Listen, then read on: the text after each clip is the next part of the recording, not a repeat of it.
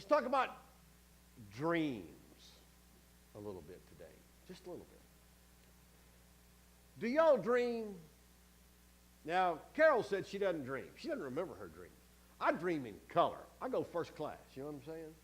How many of y'all dream? Does everybody dream? You know, they say most people dream in black and white. Is that? How many of y'all dream in black and white? Anybody? What? Okay, where do they get these stats at? I dream in color. Yeah. Now, I would tell you what I dreamed last night, but Carol always tells me, don't tell me your dreams. They're stupid. I know. Well, dreams are dumb. They are. But have you ever woken up and you thought, wonder what that meant? I mean, at least it crosses your mind, right? Like, wow, that was... So, but you know, dreams have always intrigued the human race. They have. And they've been around for years. You go to the Bible, and I remember, you know, a long time ago, a little kid in church, you know, you get the story of Jacob's ladder, right? That's in the book of Genesis. Later on, Joseph he interpreted dreams of the baker and the butler. And God even spoke to people who were unbelievers, like Abimelech. You say, who's Abimelech? It's in Genesis also. So you just have to read the book of Genesis. And then in the book of Judges, a story about Gideon, the Midianite guy. This is in, I think, Judges 6. Gideon overheard one of the guys talking about a dream he had, and Gideon said, hey, that's a sign, you know, so that Gideon didn't have the dream, but this other guy did. That's another cool story. So dreams. Now, most of the time when you dream, they don't mean anything. Could mean you had pizza the night before.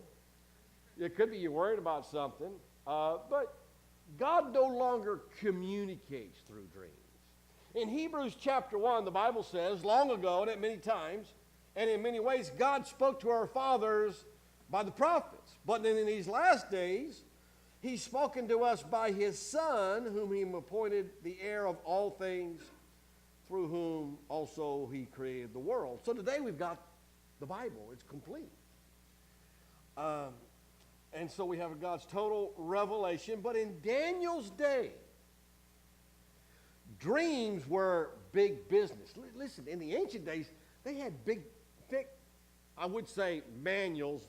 Books were written differently, but just think of a thick book. And there are all kinds of ways to interpret dreams, and you actually got paid to be a dream interpreter.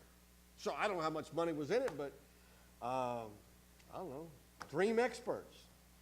And you wake up, you have a dream, and then you go in, the dream expert tells you, hey, here's what it means. I guess it was a lucrative business. Now, if you'll recall from Daniel chapter 1. All right. So here we are. Let's bring us up to speed. Daniel, 15 years old, taken hostage by a foreign country. Taken back to Babylon several hundred miles away, enrolled in the school to be culturalized in their language, their customs, all that. And then he had potential. He and Shadrach, Meshach, and Abednego, they had potential. And then, of course, there were other Jews taken back. So Nebuchadnezzar felt like you get the cream of the crop. They can help us in our administration. Okay? And so we went through all that. And Daniel, we saw last week, they did pretty well in their oral exams after their college days were pretty much over or coming to an end before Nebuchadnezzar. But the Bible said that for these four, God gave them learning and skill in all literature and wisdom. And listen, and Daniel had understanding in all visions and dreams. Let's see how that plays out. And in verse 20, in every matter of wisdom and understanding, the king asked them, he found them to be supremely above his own magicians and enchanters. Wonder how that went over. Now, I want you to think about that. You bring in these foreigners, and they're outdoing us on the test. Probably not going to sit very well. We're going to see that play out in a couple of weeks in chapter 3. We'll also see it in chapter 6.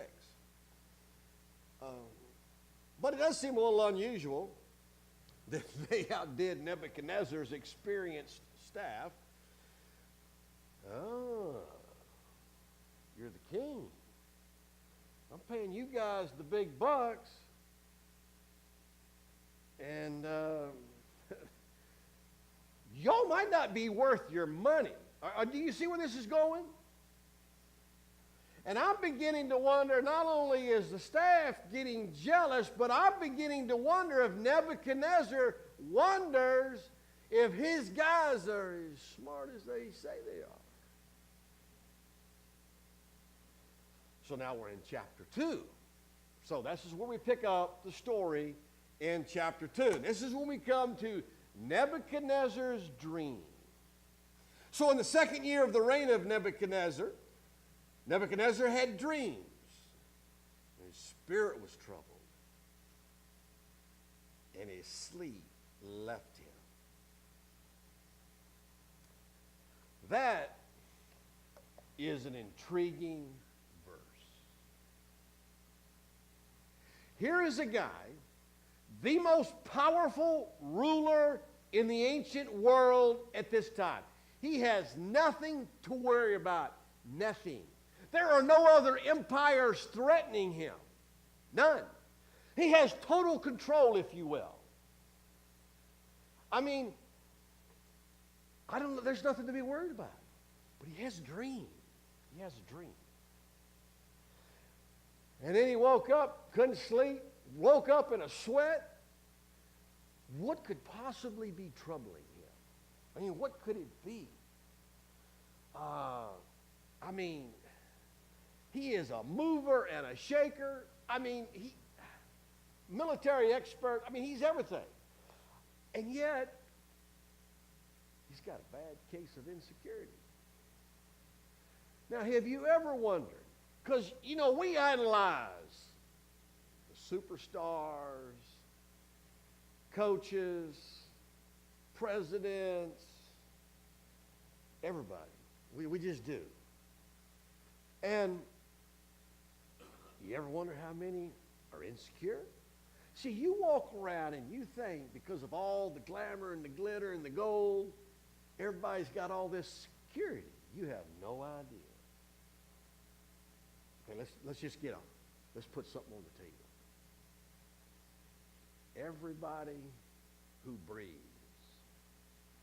is insecure. Oh, at least a little bit. So does that make you feel better? If you came in here this morning and you are insecure, could be something going on in your life, could be anything. Everybody's insecure. We are looking at a king who was the ultimate ruler of the world. And he's insecure and he can't sleep. You know what's interesting? Daniel is fascinating because you don't get a hint of any insecurity in his life. And we're going to see later on, Daniel always slept very well. Now you're probably thinking, wow, if I could have two things, I'd like to be 100% secure and I'd like to sleep very well. Okay? Now, I don't think as long as you're breathing, you're going to get over the insecurity all the way, just because we're so human. But it is nice to be able to sleep. Now, I know not everybody sleeps all night. I'll just tell you, I feel really good when I can sleep 8. There's times I've slept 9 hours. I mean, I pretty much sleep all night long. When I go to bed, I don't get up till I get up. But it's nice. But not everybody can do that. Hey, I'll even share this. There was a day when I wouldn't tell you this, but there's been at least one time when I slept 10 hours. It was pretty good. I have. And maybe it's because I'm getting older and I don't know. I don't know what the new normal is, but anyway. But it is interesting to follow the contrast between Nebuchadnezzar and Daniel. Daniel's still a teenager. Nebuchadnezzar's the ultimate ruler. And Daniel's the one who's secure. And Nebuchadnezzar's, it's the craziest thing. But that's what God can do for you. If you walk with him. Well, we need to understand also that his history just always repeats itself. In World War I, when Woodrow Wilson was the president, I mean, he felt like after World War I, that would take care of it all. I mean, we always have these things, right? I mean, look, I hope nobody gets upset if I mention a president. I don't go pro, con, I'm just telling it how it is. Well, when President Trump says he's going to take care of ISIS, I got news for him.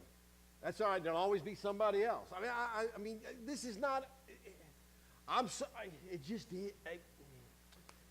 it's nice, it sounds good, and I'm not saying we shouldn't try to, but don't act like, oh, this is all going to be hunky-dory. No, it's not. Look, they've been saying that since way back.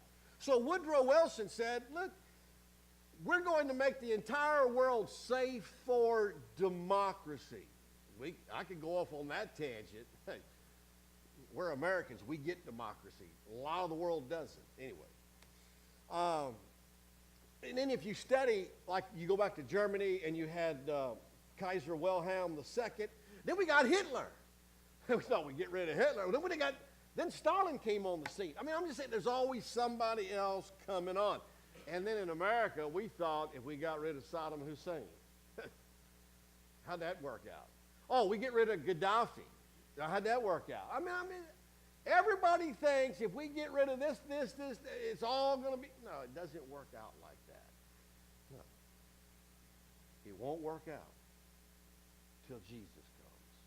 I'm not saying you don't go for it and you try to do this. I don't know that it's always wise to knock out a particular ruler. Look, I'm not a geopolitical expert. I don't know. That's why we have these other guys out there. All I'm saying is we thought after World War II, listen, Christians thought after World War II and Japan was destroyed and China was liberated that missionaries would be able to flood into China. Never happened.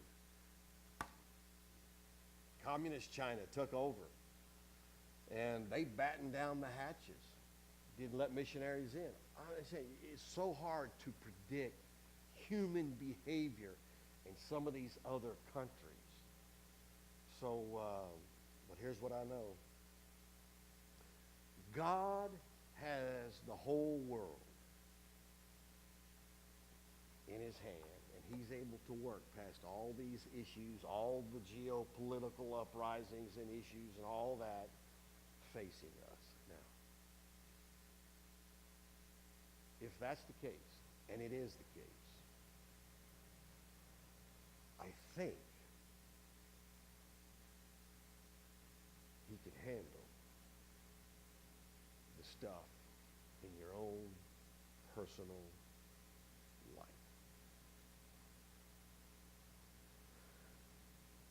Keep in mind, Nebuchadnezzar was king 605 BC, then for about 20 years. 100 years before Nebuchadnezzar, Isaiah prophesied that one day a virgin was going to conceive and bear the Christ child. God made that happen, did he not? Right on time. Micah prophesied it would take place in Bethlehem. That happened. So I would say that if God can manage the entire history of the world, and he can even bring back Jesus the second time right on schedule, despite all that you see going on at just the right time. And listen, I don't know how many of you have read the book of Daniel, studied the book of Daniel, looked at the book of Daniel, but we're going to get into a lot of this stuff. We're going to start next week. And the point of the book of Daniel, and I just want to reiterate, Daniel is writing to a group of Jews living in exile. And he wants to give them hope and encouragement. All right? God can do it. And God can take care in your own personal life. I do not want to minimize what you may be facing. Because I understand. You know what they say about surgery. If it's surgery on you, it's minor. If it's on me, it's major. All right, so whatever you're going through, to me, it may seem small, but to you, it's absolutely huge. I got that. So I don't want to minimize that, because pain is real when it's your pain. But on a personal level, who do you call when you're in trouble?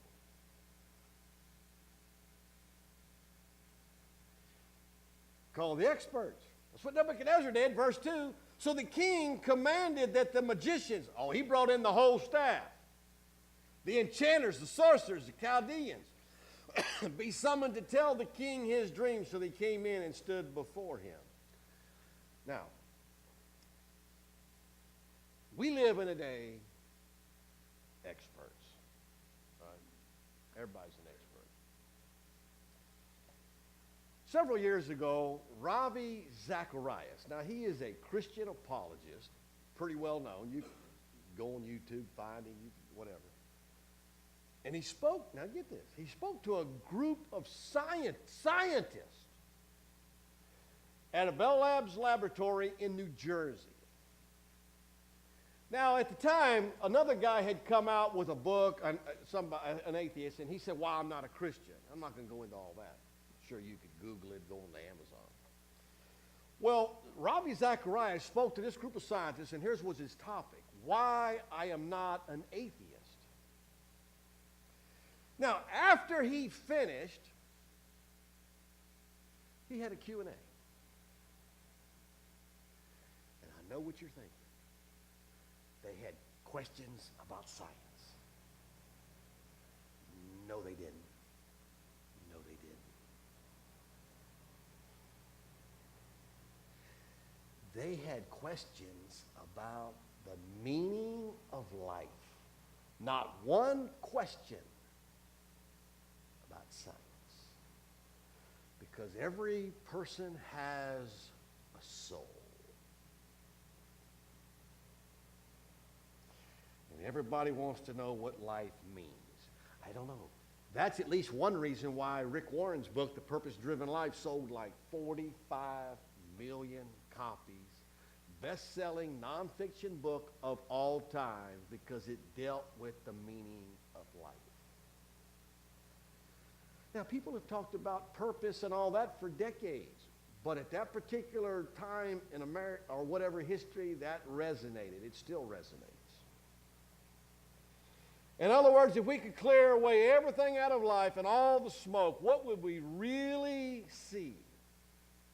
And I know, excuse me, I know there's times you call a financial planner. There'll be times you're going to need a lawyer, perhaps. If you buy a house, you got to have a lawyer, because you got to have a closing lawyer, real estate lawyer. You might have to call the doctor at some point. You might need a wedding planner. You might even need a marriage counselor. But I'm just saying, besides, beneath all the trouble and the turmoil, people's soul is crying out for help. Nebuchadnezzar was. He was the king.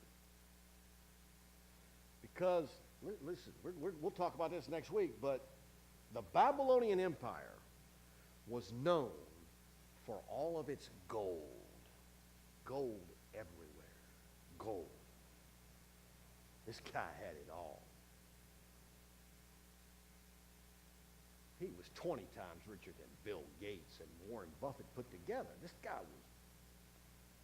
But his soul was troubled. It really was. And everybody's crying out for help. I remember years ago we did a job in Winchester. We did a mall. I think it's called the Valley Mall. I forget. It's been so long ago. we were putting the steel up on it. And okay, now see, this is why we need our building, because I do use illustrations from steel erection, and you'll be able to see all this, and I can explain it to you much better. So in steel, you have a column, and you have what we call a double connection. So you have a beam that slides into the column, all right? And then you put a bolt on it, okay? But coming up next is another beam, and it comes in the other side. Oh, but the tricky part is you have to take that bolt off. You with me? And you're thinking, so what happens if the beam, and it's not unusual for the beam to spread from the column, all right? So what's going to hold the beam up? Because you're sitting on the beam, and you're trying to get that other one in there, but this beam, there's nothing holding it but that nut. You took the nut off, and you got this, there's a wrench about this long. It's got a point that goes through the hole, and it catches the other one. And you're like, okay. First day on the job, we would not let you do a double connection. It wouldn't happen, okay? So we're doing this job. And so this guy, and guys on the ground putting the steel up, crane operator. All of a sudden, we heard this, help, help, help. Just a high-pitched voice. The beam was pulling away from the column. Now, there's only one way to go here, down. Because if the spud wrench, it's only about that long, if it begins to spread, you're like, and you're afraid to say too much. Well, fortunately, one of the guys on the ground, because he was not going to say it loud, you know what I mean? Yeah, keep in mind. So the guy finally heard him say, run over there. And then we have a way to pull them back together. I mean, but we don't do that unless we know ahead of time it's going to pull away. There's no need to rig it. But anyway. But I always think about that. And I think, because nobody came in here this morning, I need help. But a lot of people came in here this morning, I need help. I need help. And I think most everybody's soul is quietly calling out for help, because there's a time of tension, trouble, or transition in their life. So here's what the king says in verse 3. Here's what he tells his guys. I had a dream, and my spirit is troubled. Hey, at least he admitted it, right? I mean, think about that. I mean, his staff, he's telling his staff, look, this is really, it's bothering me. And the Chaldean said to the king in Aramaic. Now, at this point in the Bible, the Old Testament was written in Hebrew, and I'm not going to spend time here, except to tell you that at this portion in Daniel's book, Daniel writes the next several chapters in Aramaic till we get to chapter 8. All right, so I'm not going to drill down on that except just to tell you that it's there. O king, live forever. Tell your servants the dream, and we'll show you the interpretation. Oh, but the king answered and said to the Chaldeans, look, the word from me is firm. If you don't make known to me the dream and its interpretation, and I told you he was not a nice guy, you shall be torn limb from limb. Oh, we'll just hack you to pieces, which he was known to do. And your houses shall be laid in ruins. We'll just turn them into public bathhouses, bathrooms. That's the kind of guy he is. Now, he's not telling them the dream because they're getting the big bucks. They've been on his payroll for some time now. Remember I told you that I'm wondering if he was beginning to question their ability because these other guys, Daniel, Shadrach, Meshach, were so, wow, kind of blew him away. So he's like, hey, you tell me what I dreamed. You're so good, you tell me the dream. Now, they're not that dumb. So, in fact, people are known to do this, flash their money. He said, but if you show me the dream and its interpretation, you'll receive from me gifts, rewards, great honor. So you give me the dream. I'll give you the money. But money can't buy everything. Now, I want you to see what's going on here. Money can't buy everything. That Nebuchadnezzar's living proof. And what Daniel is telling us is paganism. I'm talking about anything outside Christianity, the faith. Paganism does not have the answers.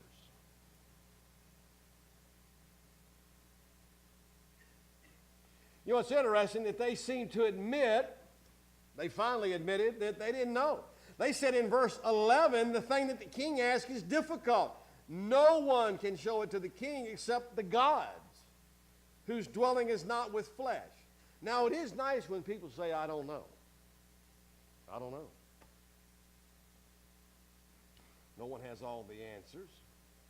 But now they're admitting that the king's request is above their pay scale. Right? So, verse 12, because of this, the king was angry and furious. Temperamental guy. So he just said, fine. Hack them to pieces. So the decree went out, and the wise men were about to be killed, and they sought Daniel and his companions because, you know, they're part of the crowd now. And I just want to remind you, notice what's being said. It's not that the king is a nutcase. That's not it at all. I mean, he's not. He wasn't a nutcase in the way we think of a nutcase. The problem is paganism didn't have the answers, and that frustrated him, especially when he's paying for it. So, I want you to write down point number 2. Every day, you get to trust someone or something. Now, paganism is insufficient. So if you're going to look outside God for the answer, don't be surprised when you don't find the answer, because it's not out there. It's not out there. It's nothing more than a religious cul-de-sac.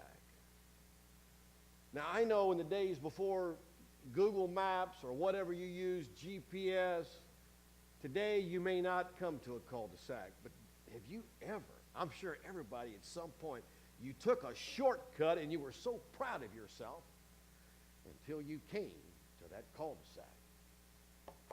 Man, that frustrated you.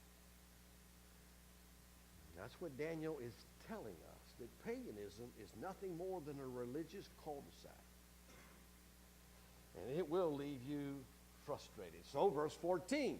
So Daniel replied with prudence and discretion to Arioch, the captain of the king's guard, who had gone out to kill all the wise men. So I guess he was like the chief executioner. And he declared to Arioch, hey, why is the decree so urgent? So Arioch tells Daniel, and Daniel went in, requested the king to appoint him a time that he might show the interpretation.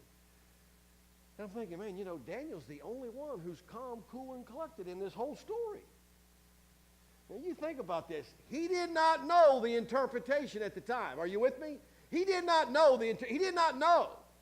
All he knew is he knew God, and he knew that God was his solution. He did not know if it was going to pan out. He did not know.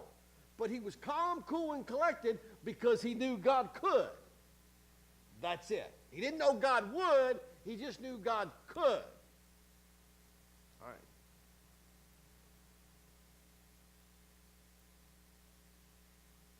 One of the dominant themes in the book of Daniel that we must keep in mind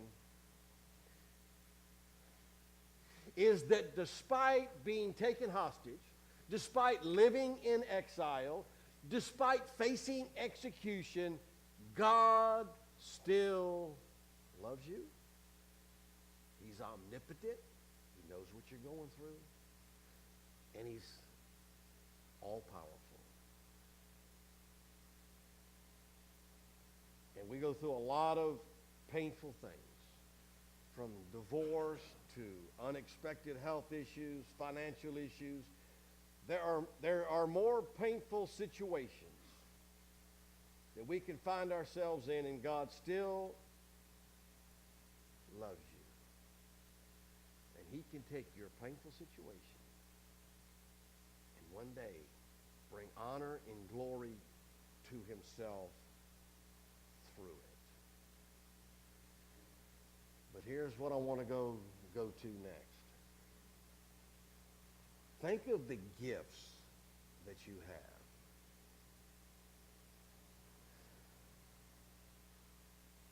Everybody has been given a gift or a talent, and every believer has been given a spiritual gift. So what Daniel is about to do, he's going to use his gift of interpretation, of dreams. Is he not? This is what he's going to do. And he doesn't know how it's going to play out, but he is going to be a good steward of the gift that he has. And 1 Corinthians 12:7 says, to each is given the manifestation of the Spirit for the common good.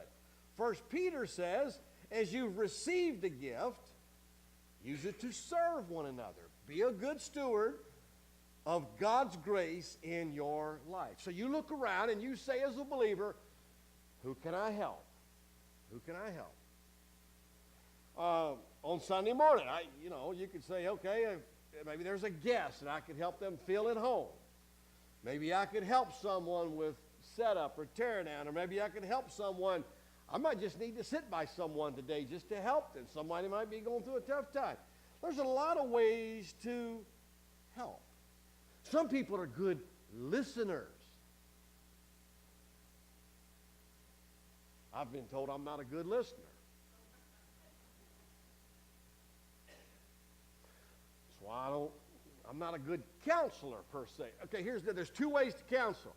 I try to counsel you before you get into a mess. I'm better at that. Once you're in the mess, a counselor listens 90% of the time. So you have to be a good listener. But I'm not as good a listener. I'm better on the front end. Anyway, you kind of get the thing here. But anyway. So Daniel, here he is, and he's working with a ruthless ruler, a dictator, somebody who's very unreasonable, but Daniel's going to help him. He's going to help him. That's what Christians do. They use their gift. Doesn't matter who it is, you help them. All right. And of course, Daniel was practicing what we read in Romans 13:1. Let every person be subject to the governing authorities, because no authority except from God, and those that exist have been instituted by God. So God has control over world rulers, presidents. He sets up kings, take down kings. God's in control. Right? But Daniel is going to call for a prayer meeting. This is coming up. This is what I like. Daniel had great confidence. Now, okay, most of us, boy, it takes faith, confidence, and all that. But let me illustrate it like this. So Daniel says, okay, King, give me a little bit of time. Then I'm going to go out of here and call a prayer meeting with Shadrach, Meshach, and Abednego. We're going to pray about it, and then I'll get back with you. Okay, so he has this confidence. Now, I have to use a football illustration only because it's only one I have for this particular thing. So the Dallas Cowboys, they had this offensive lineman named Larry Allen. Oh, he was huge, and when he blocked, he blocked. And this is a true story. Now, you wouldn't think it was. So they break the huddle. Now, listen, if the running play was coming behind him, all right, he was the main blocker. Do you know what he would do? And this is a true story. He'd come up the line, choo-choo, choo-choo, choo-choo. And the defensive people will tell you they knew it was coming, but there was nothing they could do. He was that good. But he had confidence. Choo-choo, coming my way, guys. Coming right here. He's running this way, this play. Yeah, that's dumb. No, that's confidence. I mean, Daniel could have said, hey, King, just give me 24 hours. I think I can come up with it. And he's had on. So he's got this incredible confidence. But you got to ask yourself who you're going to trust. You're going to use your gift. And, of course, number 4, you got to pray about everything. Everything. Everything. Everything. Now, in my younger days, I didn't know any better. I'd pray for my team to win the football game or basketball. I didn't know. I just prayed about everything. Why not? But it is good practice. It's a good habit. Of course, I'm praying about one team, somebody else praying about the other team. So, I mean, I don't know. God, he just flips a coin there. Okay, today it's yours. Oh, I don't know about tomorrow. Now, if you rooted for Virginia in the tournament, now you need to pray a lot. You know, like put it on a survey. At what point last night did you quit praying? You know what I'm saying? It's like, it ain't happening. I mean, God's all powerful, but it's not happening. Well, I don't know. So, okay, verse 17. So Daniel goes to his house. He tells his guys, Shadrach, Meshach, and Abednego, and they pray. And then Daniel blessed the God of heaven. You know why? Because God revealed the mystery to him in a vision of the night. I'm probably not going to finish all the way today. That's interesting. But why do we have to get to high levels of anxiety and go up to the last minute? Sometimes God lets us do that.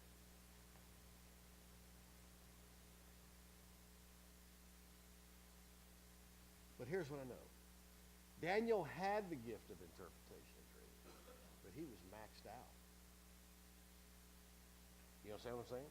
He didn't know the interpretation. He had to go pray for this.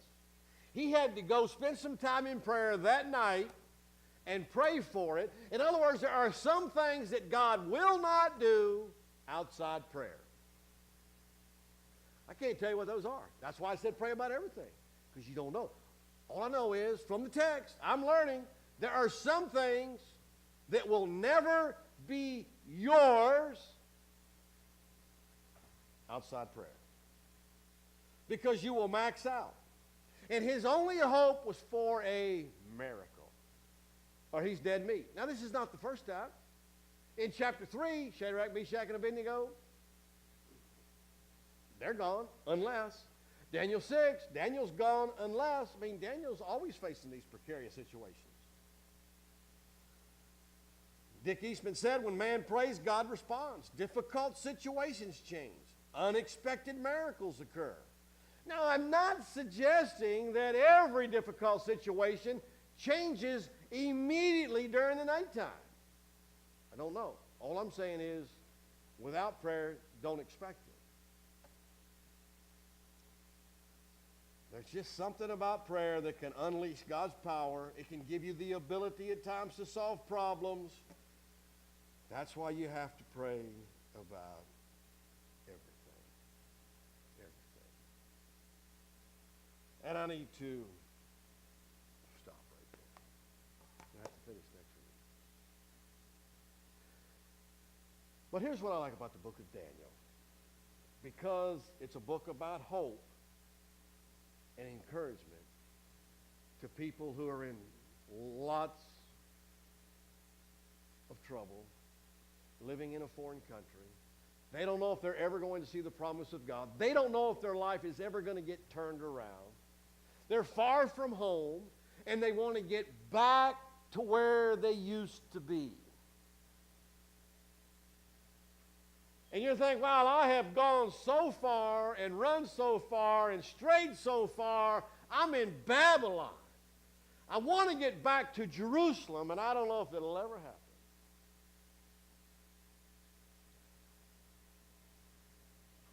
Have you prayed about it? Have you done all you can and you're maxed out, and the only thing that's going to get you there is God? That's where Daniel was. so much to learn from this book and from Daniel. There are times when I'm like, wow. I would hope that there are times when you're like, I can't wait to get out of here and go practice what Daniel did. But that's what we're going to do right now after we tear down. Let's stand for prayer, shall we?